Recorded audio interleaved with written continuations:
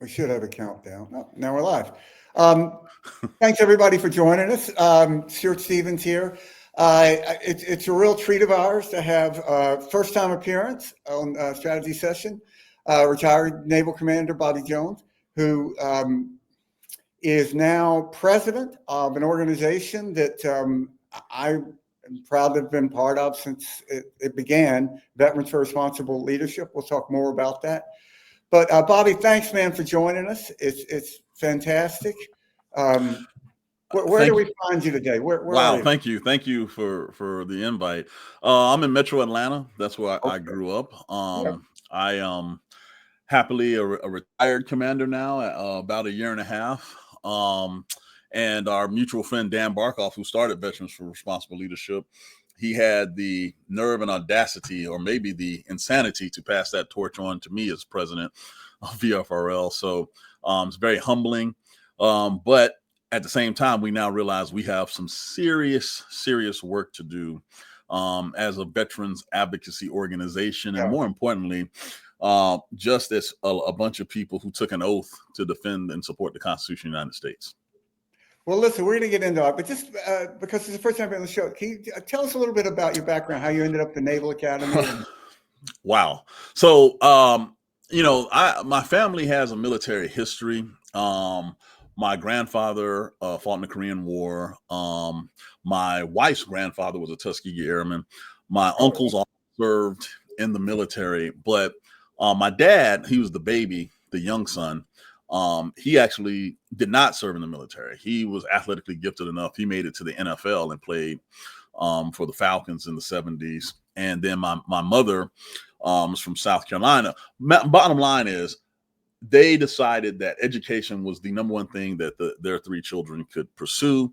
My dad would not let me play football until my junior year in high school, but I took to it like a duck to water, and I had all these offers within a year to go play football at these big powerhouse schools like Georgia and Tennessee. But I wanted to do something more. And I saw this catalog for the Naval Academy, and I saw them in their uniforms, and it looked crisp and clean. So I called up there saying, "Hey, how about I try to go there? How do I get there?" Went down that path. So I checked in with the class of 2001, July 1st, 1997. Wanted to go home July 1st, 1997, after they started yelling at me. I hear that's You real culture shock those first few weeks, right? Yes, very much so. And struggled through there, graduated dead last in my class. President Bush gave me my diploma. I picked him up, got in trouble with the Secret Service. It's frowned upon to people to lead in the free world. This is a story that is legend, so I'm glad to hear it's actually true. Yeah. Oh, it's unfortunately true. So if you ever find yourself in the legal free world, don't do it. As soon as we're off, I can neither confirm nor deny if there's video that still exists. I am going to find videotape of this. I promise you. And the next time we have, we're just going to feature the whole thing, like a Zapruder film. We're going to do it.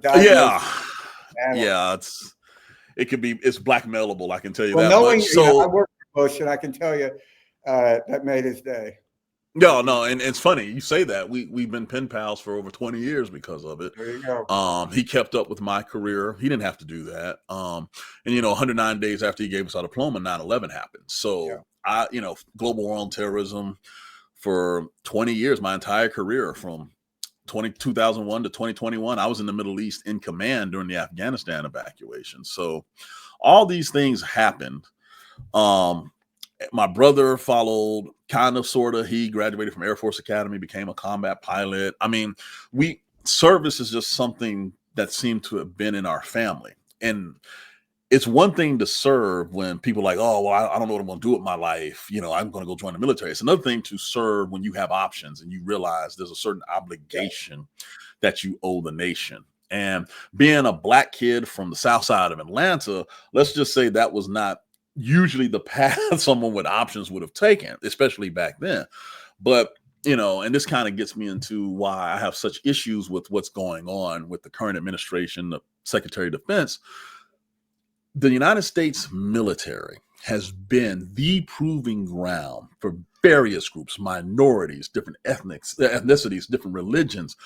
It is the ultimate DEI, as they would say, DEI organization. It's America's first.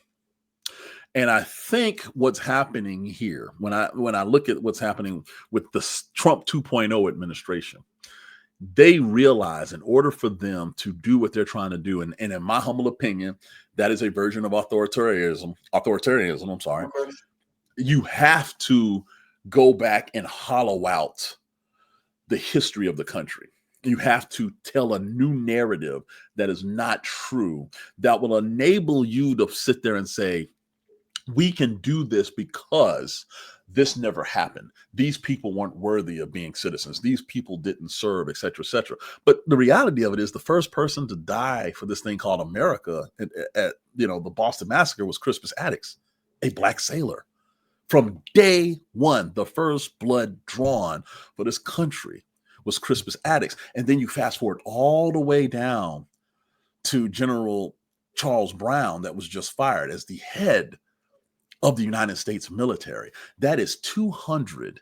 That's over 200. That's almost 260 years of dedicated service by African Americans, Native Americans, Jewish Americans, women, because there were women literally changing the cannons in the Revolutionary War, right? All of that creates this tapestry that America is. And now all of a sudden, because somebody has an inferiority complex, we just want to say the hell with it. And then when you dig deeper, and this is the part that I want people to focus on, when you look at the most combat effective military units in American history, they're almost all minority. The 442nd Combat Regiment during World War II, Japanese Americans that were recruited from internment camps, 21 Medal of Honors, 9,000 Purple Hearts, 8 Presidential Unit Citations. And they were behind barbed wire when they were recruited. The Tuskegee Airmen, their aviation record speaks for itself, right? The Navajo Code Talkers, you don't get the flag raising at Iwo Jima that everybody loves to point at, where the Marines finally put that flag up, without their code being delivered at superhuman numbers in day-to-day combat for weeks. You don't get there. So America as we know it does not exist with all these contributions. Those planes that the Women's Air Force Service pilots test flew during World War II, every variant of warplane. And then 30 of them died, 30 plus died, and weren't recognized until veterans until 1977. You don't have the right to erase that. And so from day one, without any policy, without anything else, you can find out what type of leader we're getting with Trump and Hegseth. And that's why I've been very vocal about it, because those things should unify us as a nation. And by removing them, you're ripping the nation apart. The blood that those people spilt meant nothing. And if you don't take it serious, if you don't take it personal, and you call yourself an American citizen, I will say that you're a liar. You're not. You're not a patriot. Don't use that word. Patriotism, in my mind, has one common denominator, and that is sacrifice. Those people sacrificed. The people you see in uniform today, spending birthdays away, months away, putting themselves in harm's way, that's sacrifice. That's patriotism. And if you don't want to recognize anybody else's sacrifice, then how can you call yourself a patriot, especially when you're not the one sacrificing? And Donald John Trump had 5 opportunities to be that person, and he chose not to. And now we're seeing it.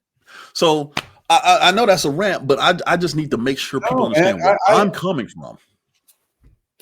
You know, when I first met Dan Barkoff, and we connected actually because Steve Kornacki was his next door neighbor when he was growing up. It's the craziest thing.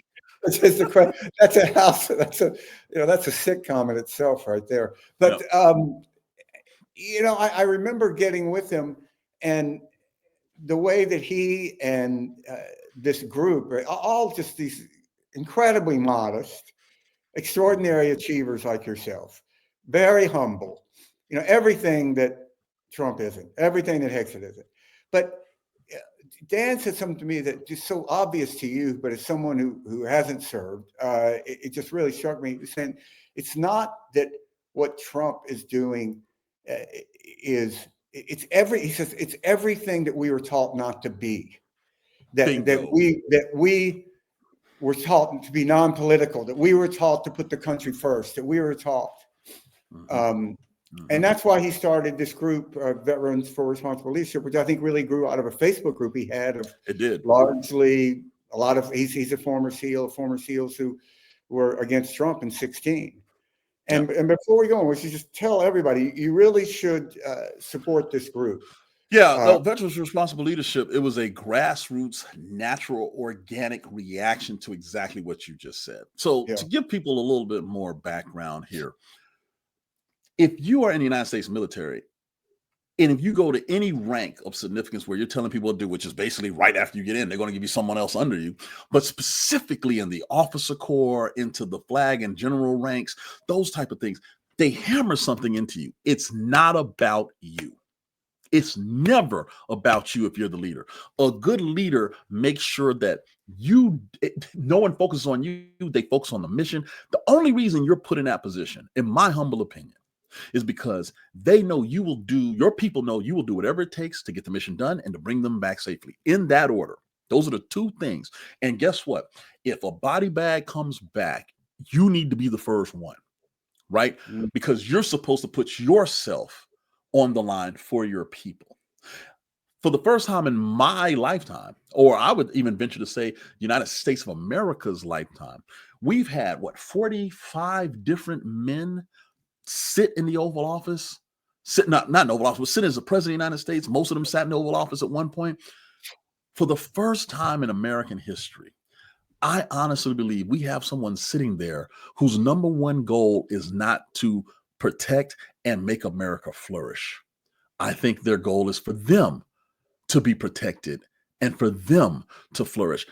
No matter what you believe about past presidents and their policies, and some of them were horrible, some of them were bad, some of them were epically great in a time of crisis. I never once thought that the previous men that sat in that position did not have America's well-being first. We can talk about how they think they would get there, but this is the first guy that it's like, no, it's about me. This is a throne. This is about me. And this is what I would say to anybody that's listening when you talk about Donald Trump specifically. What has he done, especially 2.0, since he's gotten back in office January 20th? What policy or what has he done to bring the nation together? Just give me one. I'll wait. There are layups that he could be doing right now. He hasn't. He is like, let me divide the country into as many factions as possible, and then in an authoritarian move sit there and say, I alone can fix this. Even though I created it, I can fix it. And he's banking on a couple of things: apathy, he's banking on the ignorance of our own history, and he's banking on the fact that Americans do not look around the world and see the effects of what he's doing, right? That we're not internationally inclined enough to pay attention, right? And here's the thing, our allies are definitely paying attention. The NATO alliance is literally on its death knell right now. And it's because we have withdrawn. Japan is talking about rearming itself. Why? Because we have sat there and said, we're not guaranteeing anything.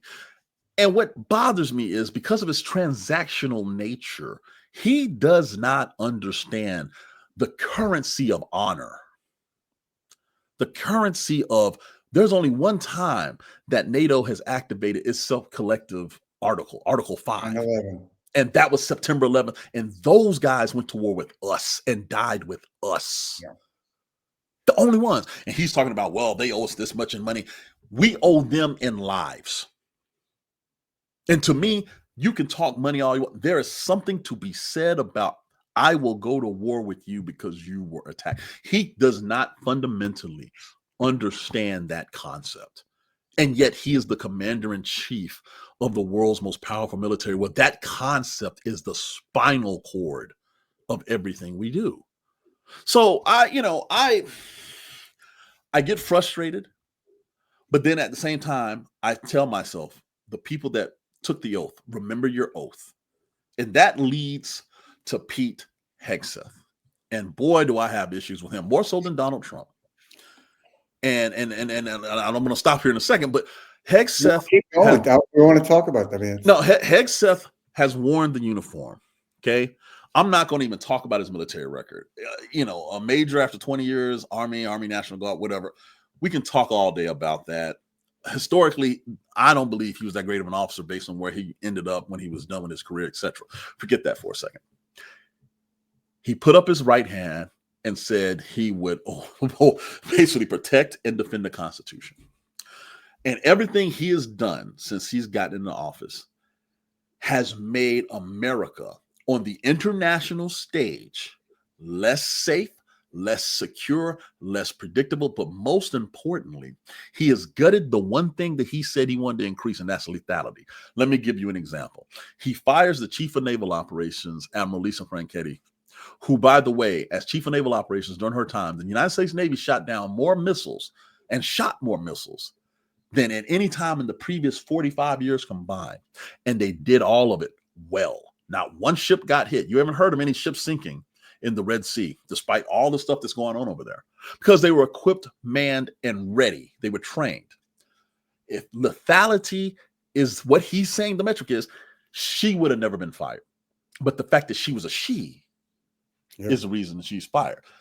General Brown, black fighter pilot, 4-star, only the second black man to be chairman of the Joint Chiefs of Staff. Mind you, with a history that goes all the way back to 1770 for African Americans in the United States military. Thousands of hours as a combat pilot. Command of the most lethal Air Force the world has ever seen. Okay? No peer.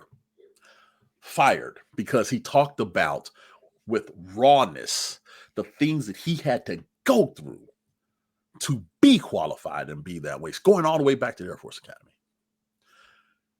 Such courage and bravery was not recognized by Hegseth, because Hegseth was given one marching order: make America look like a 1942 war film. That's what he thinks.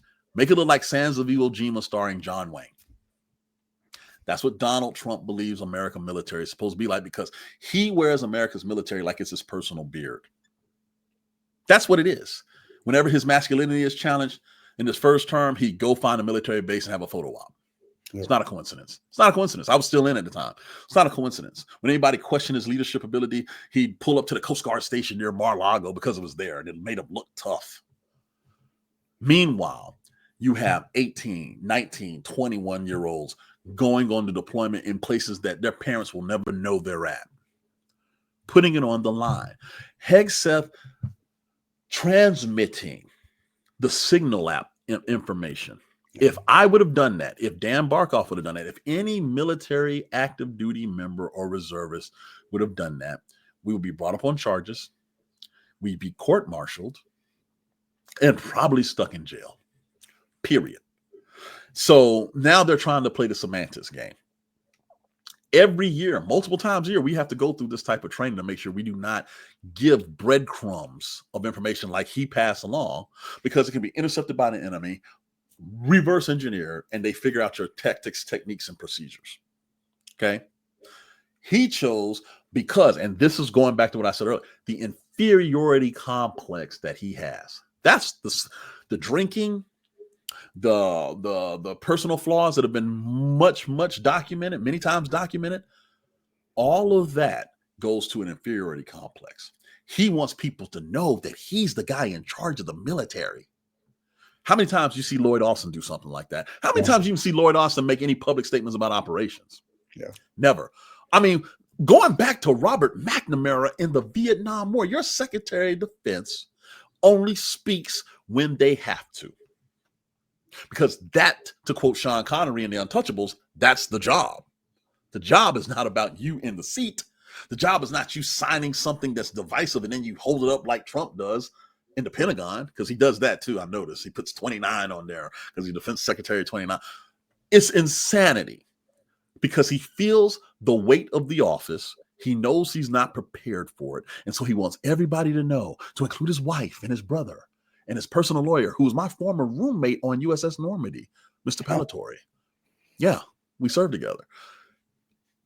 He wants everybody to know that he's the guy in charge, and by God, he can do it. Now, if you are not going to hold yourself to the same standard that you demand of your people, what kind of credibility do you think you have with those people? And we ain't talking about a 9-to-5 job. We're talking about the people who are redeploying again, 14, 15 hours on watch in the middle of places you don't even know. And then you come back, and the thing is, you finally get contact with the outside world. You see your Secretary of Defense is over there tweeting out your plans. Are you kidding? If I'm on the aircraft carrier and I'm seeing that, I'm like, what is he doing? What is he doing? We got enemies right here. What is he doing? As someone who's been in that area of the world doing that particular mission, I would be beside myself asking, what the hell is wrong with him? Right? And instead of having the integrity to admit it and resign with some dignity and honor and respect, no, I can't admit a mistake. I'm going to keep doing the wrong thing until someone gets killed. I don't understand. It goes against every fiber of my being. It goes against over 26 years of explicit leadership training, where it teaches you those three things: accountability, responsibility, and authority. So we call it the leadership triangle. Hegseth loves the authority. Trump loves the authority. But those two individuals forget that responsibility and accountability are the bedrocks of you getting that authority, and they don't know how to deal with it. And that, to me, should terrify every American, because if you're doing that with our most precious resources, and that's America's young people, America's selfless young people, then what makes you think you're going to feel the weight of the office in other positions? Whether it's Food and Drug Administration or Center of Disease Control here in Atlanta, heavy duty, heavy lifting jobs that require integrity and trust, and you're not exhibiting it. I don't know how the entire cabinet has not resigned into in the Pentagon, at least in the Department of Defense, how that has not happened yet, because you've compromised your ability to lead. So, one of the questions that's asked a lot, and someone asked here in the chat, was play it out if this scenario where Trump tries to give another illegal order, as he apparently did, more than once in his first term, to have military used to put down protests, to shoot protesters in the legs, as he said. How will this play out if this happens again? Well, General Milley showed the example, and here's the thing: people need to understand something, and I've said this a couple of times. I don't think people understand the gravity of this slight difference. The United States military, when you enlist, depending on what your rank is and what you do, there are two different oaths. If you enlist as an enlisted person, your oath says to obey the orders of the president and to support and defend the Constitution of the United States. Very free, very frank, very to the point, right? But if you're an officer, that blurb about obeying the president is not there. It is to support and defend the Constitution of the United States. And I take this obligation freely without mental evasion. They completely skip over the presidential side. The reason for that is because the officers in the United States military are supposed to be the last fail-safe against a tyrannical commander-in-chief. We understand what a lawful order is. You get trained on that. And the higher up you go, the more you get trained on that. And that goes beyond just American constitutional rights. That goes into international law, Geneva Conventions. You've heard that term, right? Well, World War I was so bad that they're like, we can't do this again. There were certain things for prisoners of war, the type of ammunition you can use, the type of chemical warfare you can use. All of that, the world now over 100 years decided that's legal warfare, because we realize how terrible we can be. And so the officers, Milley was right. He's like, no, we're not shooting someone in the leg, because that's unconstitutional. Number one, the American military is not supposed to turn its weapons on the American citizens.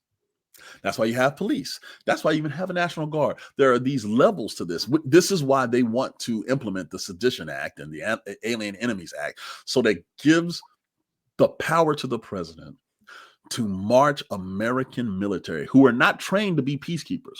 In case you hadn't figured that out, we figured that out in Afghanistan and Iraq, to now be intimidating martial law on the streets of America, because the dictatorial mindset that the president has is might makes right. People marching down Pennsylvania Avenue in full military uniform with tanks shows power. Never mind that a leader is supposed to be able to motivate people to do the right thing regardless. That's his mindset. And so it's an illegal order to turn our weapons on American citizens, period. He knows it. So what did he do when he came in office? Got rid of 17 inspectors general, just wiped them out, right? So now there's no investigations that can be ran by competent, experienced people. Then guts the JAG Corps in the Army, the Navy, and the Air Force. So that's Army, Navy, and the Navy's Marines too. So no matter which service I use, there will be no legal resistance to what I do when I put the people I want in there. And ironically, Hegseth's lawyer, Palator, who I mentioned earlier, was brought back to shape the JAG Corps in the Department of Defense. He was out of the Navy. They brought him back in, gave him his commission back, and he was Hegseth's personal lawyer. Why? So we can go and handpick the lawyers that'll say yes to illegal martial law activities. This is not rocket science what they're doing, right? They met resistance in the first term, Trump 1.0. Mm-hmm. Mattis was like, hell no. Even Tillerson, hell no. There's a lot of hell no that Trump got, right? Because he wanted the biggest badass names, not realizing there's a reason they were big and badass. Kelly, Mattis, this, you can agree with their policies or not. They know what the Constitution meant. And they were like, no, we're not doing that. No, you're not doing that. Mr. President, you can't do that. He kept hearing no, no, no. So what did he do this term? The hell with competence. Loyalty is what matters most. And now Washington, D.C. has turned into Barnum and Bailey's circus with all these clowns that aren't serious, that aren't experts, that don't have the background to be in their positions. The only thing that they have is, I'll do whatever Donald Trump tells me to do. Kash Patel being in charge of the FBI. Are you kidding me? Kristi Noem walking around like she's a dang advertisement for a beautician shop, but then put on fatigues. Are you serious? Are we serious? Okay. Pete Hegseth, who wasn't even the weekday anchor at Fox News and Friends. He was the B team on weekends, right? Getting drunk every New Year's Eve. That's who you're putting in charge of the world's most powerful military? Wake me when you're serious about this, when you put professionals in office. And then on top of that, you gut, since they come in office, Chairman of the Joint Chiefs, Chief of Naval Operations, Commandant of the United States Coast Guard, okay? Replace them with people who literally are not qualified. General Kane is not qualified to be in the position. Gave him a waiver. Fine. You then got your own chief of staff at the Pentagon, the deputy chief of staff at the Pentagon. Okay, all of these people that you handpicked, you find out very quickly they're in over their heads. It's like watching a bunch of high school kids try to put together a school play without any professional adults in the room. The only difference is you're dealing with multi-billion-dollar equipment, you're dealing with age-old alliances, and the fate of the free world hangs in the balance. Yeah, people don't understand. What is it, the statistic, Bobby? America's military is larger than the next 9. Yes, combined. And that's just such a mind-boggling. I mean, you're talking about, not small little provinces. But Stuart, you're hitting on something. I'm glad you mentioned that. You're hitting on something that people I don't think understand. United States military is in over 180 countries publicly known. Okay. The reason we are there, the reason we are invited to put bases in staging areas in these countries is because they know that we have a high standard of professionalism, that we will follow the rule of law. The rule of law. Let me say it again. Follow the rule of law, right? And we have a moral code that comes with our military, period. Soviet Union could not replicate that in the Cold War. They tried. They couldn't. China's trying to replicate it now. They're making ground because we're making it easier for them. They're reestablishing the Silk Road.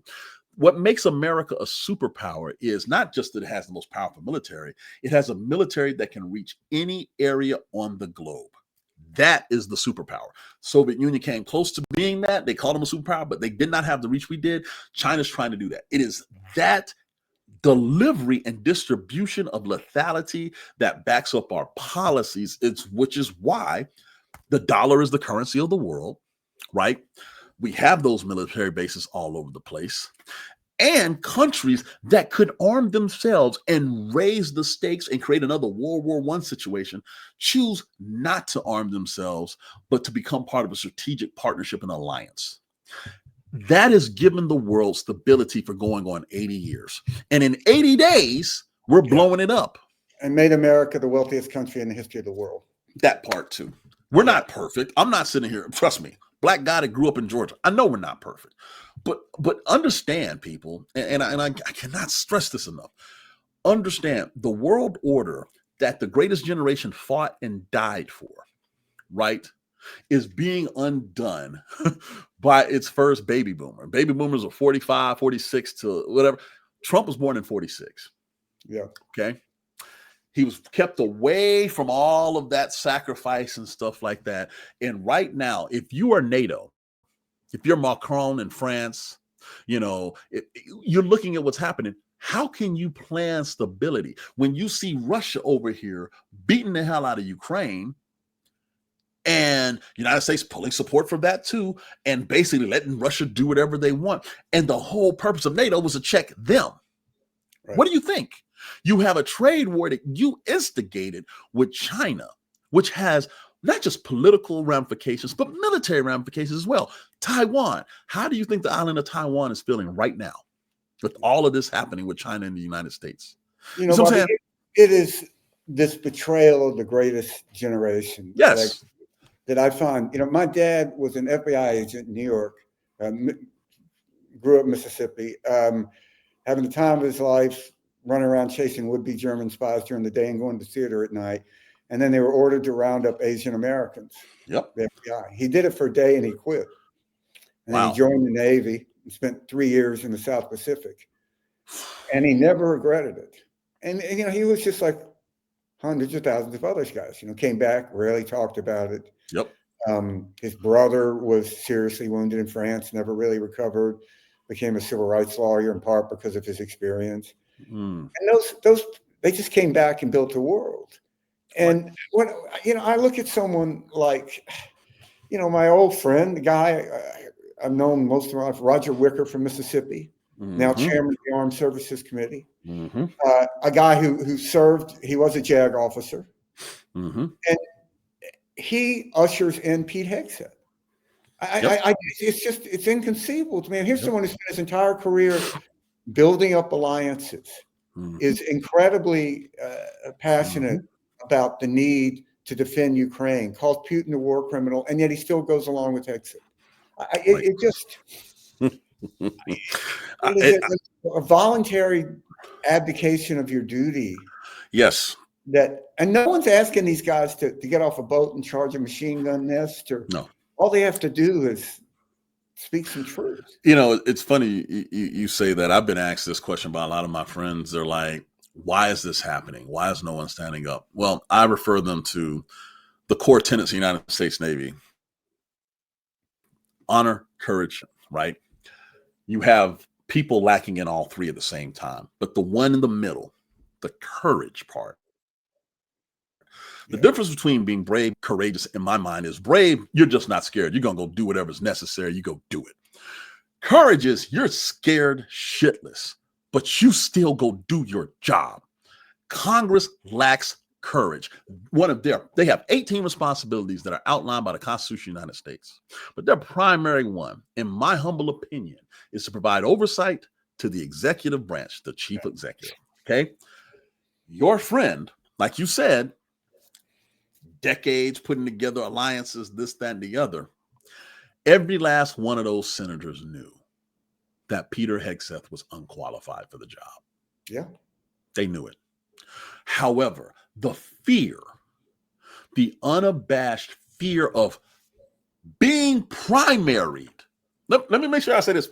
Being primaried in a free election terrified them to the point where they put someone in power that now puts up to 2 million servicemen and women in direct jeopardy. Let me say that one more time. direct jeopardy because of a lack of leadership. I personally, if you look at America historically, the power between the chief executive, the president, and Congress has gone back and forth. It's this pendulum, right? I cannot imagine a time where Congress has been this complicit. Not in my lifetime, definitely, but probably a chief executive having this much power, the way he's doing things and how he's just completely, since FDR, since Roosevelt. And Roosevelt, it took him 4 elections to get to that.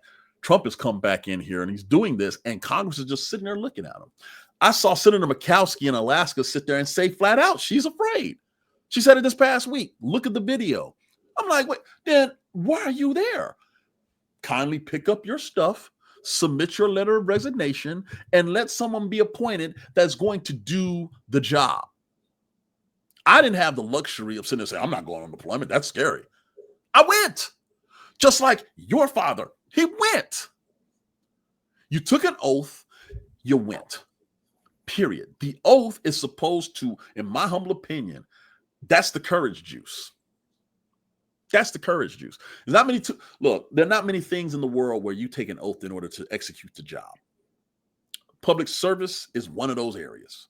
Public service, being a fiduciary of the American system, requires courage when necessary, right?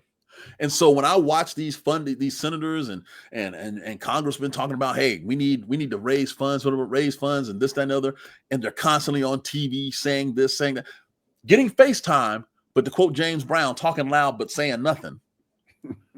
I literally asked myself, it's even more complicated than that. But the guy like Roger Wicker, who was just reelected, he's 73, so he's not going to be primary for 6 exactly. years. So what do you have to lose? I think Chuck we're going Grassley in Iowa. What does he have to lose, Stuart? Listen, I worked for Chuck Grassley. I was a political consultant. This thing. I first made an advertisement to roll out in his campaign. I think it was before 2000, where Grassley was saying this will be my last term, and we never ran the ad. So I mean, he's now wow. 93 or something. Yeah, I'm about 90 something.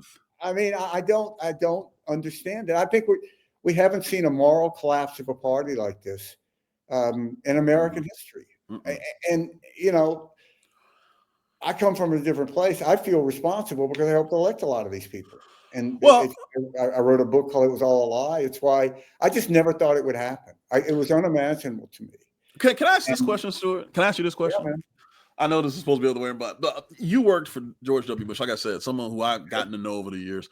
Compassionate conservatism was the thing that he pushed, right? How do we go in less than basically 10 years? I call it 15 years, whatever, from end of 2009 to whatever. Go from that to I wanna cut spending to the point where, hey, if little kids starve going to school, so be it. Yeah. I'm old enough to remember Ronald Reagan in the 80s. He'd be rolling over his grave if he saw what we were doing with Ukraine. He would just be beside him. Reagan announced in front of the Statue of Liberty as an ode to immigrants. Yes. There's an amazing piece of videotape out there from the primary between him and first George Bush when they were running against each other for the nomination in 1980. And they were in a debate in Texas. And they get in this very civil argument over who was more liberal on immigration. And they're both trying to claim that they are. And then they, as president, signed a bill that allowed everyone basically in the country before 1983 to be legal. Yep. His final speech was an ode to immigration. Yep. And what people forget about Bush, when the second Bush, when he announced in 1999 and came forward talking about compassionate conservatism, right, there was a big backlash with a lot of conservatives, and they went to him and said, "So, are you trying to tell me that American conservatism, as it's currently executed and conceived, is not compassionate?" And Bush's answer was, "Yes, that's what I'm saying." And listen to me. And so, it's a fascinating. There's a group of us. We all used to sit in the same room. Me, Nicole Wallace, Mike Gerson, who sadly died, who was a beautiful speechwriter for him. Pete Wayner, who's a great speechwriter. You know, we all kind of came independently to the same conclusion, like, how did this happen? But you know, if you look at Bush and how he started, his first major piece of legislation was No Child Left Behind, right, which you can argue the merits of that. But, you know, as that famous picture, he's signing the bill with Ted Kennedy over his right shoulder. Right. Well, now that would be submitted like in a war crimes tribunal. And the Republican Party, it would be like, you know, ladies and gentlemen, we have proof here. I mean, it was how he governed in Texas. He had a Democratic lieutenant governor. You know, I think that bipartisanship right there, right? To be quite honest with you, and I know this is going to sound terrible, it's going to take a very, very stressful, or need I even say cataclysmic event to reestablish that, sort of like a 9/11. Why do I say that? I believe the current political class thinks it is too profitable to be on one side or the other. Yeah. They have made money. News media has the ratings. Since Trump came down the escalator in 2015, the news channel ratings, you know, all of them went through the roof, right? There's a financial guarantee to keep America divided. And here's where we as the American people play into that. We do not understand the power, the true power of a united United States. What we have done is we have looked for every reason to divide ourselves, and our enemies are foaming at the mouth. They love it. Because here's the thing. I got to go all over the world in the Navy, all the 6 major continents, got to live abroad, etc. The only people that divide Americans the way we do are other Americans. You better believe Osama bin Laden did not say, we need to kill white Americans. We need to kill Latino Americans. No, I've dealt with terrorists directly. They don't think like that. They think of American. And we're over here breaking ourselves apart and letting them exploit those cracks to the point now where we vote against our own self-interest. We look for an authoritarian figure to literally just tell us what to do because critical thinking seems to be too difficult. And most importantly, we don't want to take accountability for our own actions anymore. It's easier to blame someone else. Find the scapegoat, blame them, yell, and then let America Bobby, fall apart. One of the things that drew me to the Republican Party was the sense that we used to claim that we believed in personal responsibility. I mean, can't do that anymore. It turned out it was all a lie. Huh? Well, look, Bobby, you got to promise we got to do this more. We got to do. Oh, please, let's do it whenever. Event coming up. Yes, right. We got town. Thank you for reminding me. We have a town hall here in Metro Atlanta on the 25th of April, this Friday, as a matter of fact. And it's going to go from 4 to 5:30. And we have invited the local representative, Brian Jack, who used to be in the Trump White House during his first tour. Marcus Flowers, who, you know, ran against Marjorie Taylor Greene. And I mean, you talk about, he's a former Army vet, but you talk about doing a soldier's duty running against her in that district. Woo, boy. And I mean, gave her one hell of a fight. Ed Anderson, who's with Common Defense. We want to talk to veterans. There are things that are happening to the Veteran Affairs Department that, I mean, are just, to me, blasphemous. The reduction in people. And if you know anything about the VA, many of us have languished waiting for services, waiting for help. You know, when they cut the budget off when they came into office here in January, the suicide line went off. Yeah. You know, and when you have veterans, unfortunately, passing away at 22 a day due to suicide, that's a problem. So we want to hear the stories from veterans and be able to address it. And hopefully our U.S. representative be able to tell the people who served this country what they're going to do about it. And if not, we'll still have that conversation and we'll send them the video. But we can't sit and be silent. You can't treat your veteran population like that and expect to be able to recruit a new generation of servicemen and women when they see how the previous one was treated. And just so people remember, the Global War on Terrorism vets, I'm one of them, served the longest war in American history, 20 years. 20 years. So the VA being reduced, or the VA being reorganized where it's less efficient, and all these things that we were able to get under the Biden administration, and some of it under the Trump administration. Point one, I mean, all of it's going away. And the catalyst of it is someone who I honestly believe does not have America's best interest at heart, and that's Elon Musk. No question. Bobby, tell me, you have a podcast with our friend Dan. Yeah. So Dan and I have a podcast on YouTube, Valor Media Network, the Gee Dunk Show. Gee Dunk is a term for junk food in the Navy, and it's the primary diet for a lot of us when we're on deployment. But I digress. So on Valor Media, and there are people like Jason Kander, who's on Valor Media. I mean, some unbelievable people who are talking about a lot of these topics from different perspectives. Different points of view, different life experiences.